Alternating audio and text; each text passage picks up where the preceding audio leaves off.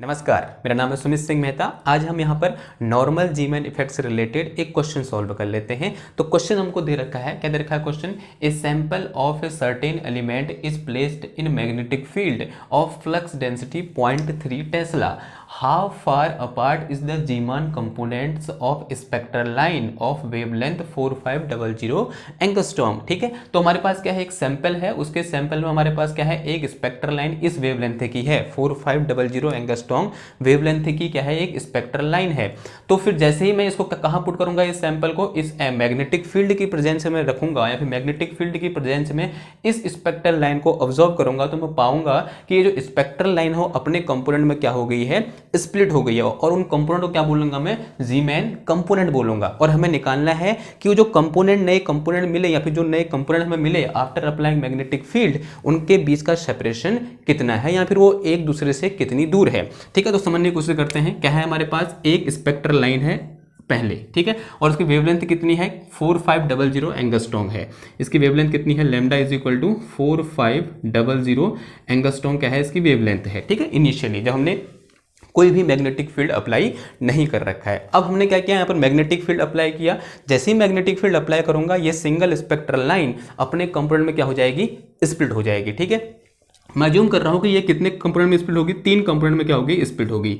ठीक, एक कंपोनेंट ये है, एक कंपोनेंट ये है और एक कंपोनेंट ये है। नाउ ये जो कंपोनेंट है इसकी वेवलेंथ क्या होगी, इसकी वेवलेंथ के बराबर होगी। मैंने जूम कर लिया कितनी होगी, लैम्डा होगी। और इसकी जो वेवलेंथ होगी इससे थोड़ा कम होगी। मैंने जूम कर लिया कितनी है, लैम्डा माइनस डी लैम्डा है। और इसकी कितनी हो जाएगी, लैम्डा प्लस डी लैम्डा हो जाएगी। अगर मैं इन दोनों कंपोनेंट के बीच की डिस्टेंस है, बीच का separation in terms of lambda निकालूं, तो सेपरेशन इक्वल टू कितना आ जाएगा मेरे पास, डी लैम्डा आ जाएगा। सेपरेशन कितना आ जाएगा, डी लैम्डा। और यही सेपरेशन मुझे क्या करना है, फाइंड करना है।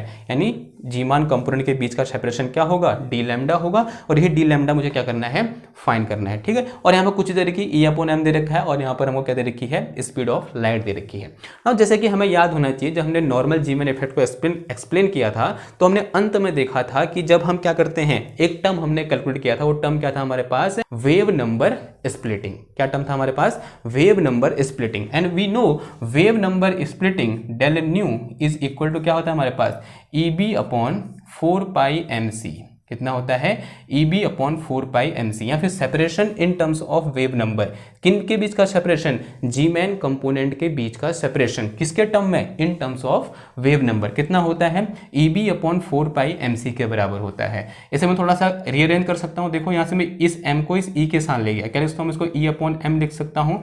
एंड मल्टीप्लाई में कितना आ जाएगा, B आ जाएगा। डिवाइड में कितना आ गया मेरे पास, 4πc आ गया। ठीक है, ना E/m की वैल्यू ये दे रखी है, V की वैल्यू 0.3 टेस्ला, C की वैल्यू वो दे रखी है, पाई की वैल्यू पता होती है। सबको उठाओ और यहाँ पर पुट कर दो, तो मेरे पास क्या आ जाएगा, देखो del mu is equal to del nu is equal to इसकी वैल्यू कितनी है मेरे पास, 1.76 इंटू 10⁻11 कूलम पर केजी है। एंड मल्टीप्लाई में B की वैल्यू कितनी है, 0.3 टेस्ला।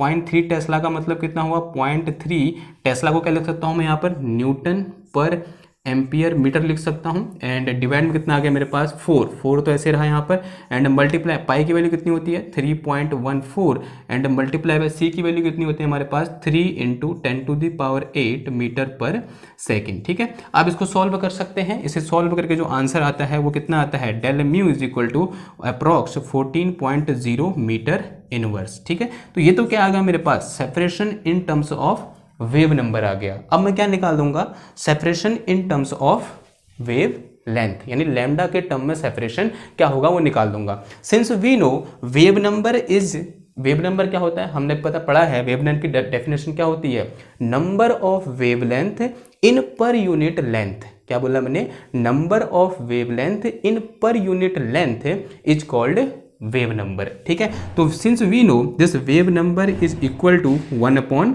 1/λ का मतलब क्या हुआ, number of wavelength in per unit length is called wave number.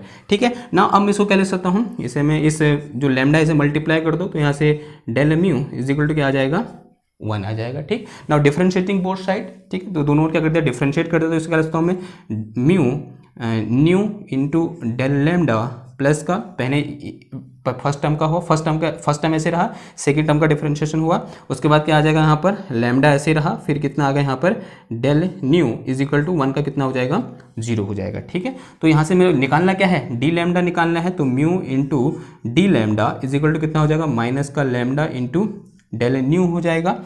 ठीक है, तो यहाँ से मेरे पास कितना आ गया d lambda sorry del lambda या फिर सेपरेशन इन वेवलेंथ कितना आ गया यहाँ पर माइनस का lambda del nu divided by कितना है यहाँ पर ये म्यू।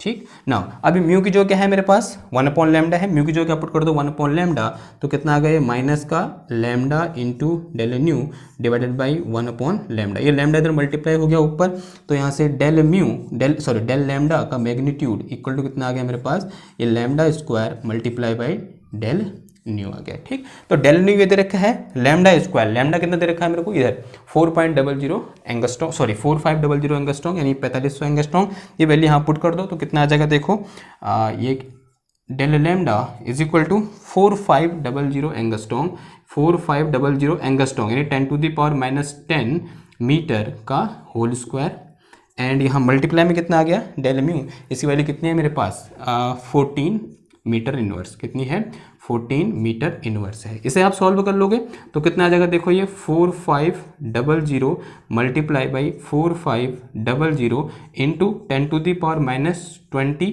कितना आ गया मीटर स्क्वायर, एंड मल्टीप्लाई में कितना आ गया 14 मीटर इनवर्स आ गया। ठीक है, देखो इस मीटर से ये वाला मीटर क्या हो जाएगा कैंसिल हो जाएगा, सिर्फ क्या बचेगा इधर मीटर बचेगा, तो d lambda is equal to 4500 का स्क्वायर एंड मल्टीप्लाई में कितना आ गया ये 14 एंड मल्टीप्लाई 10⁻⁻20 मीटर आ गया।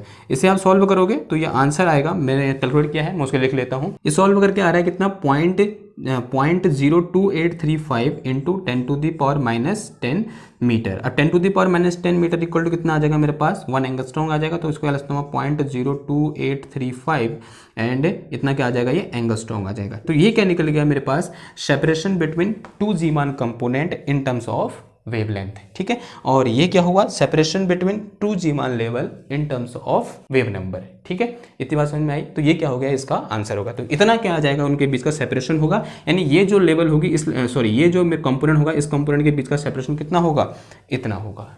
ठीक, आई होप आपको समझ में आया होगा, तो मिलते हैं आपसे नेक्स्ट क्लास में, तो थैंक यू, धन्यवाद।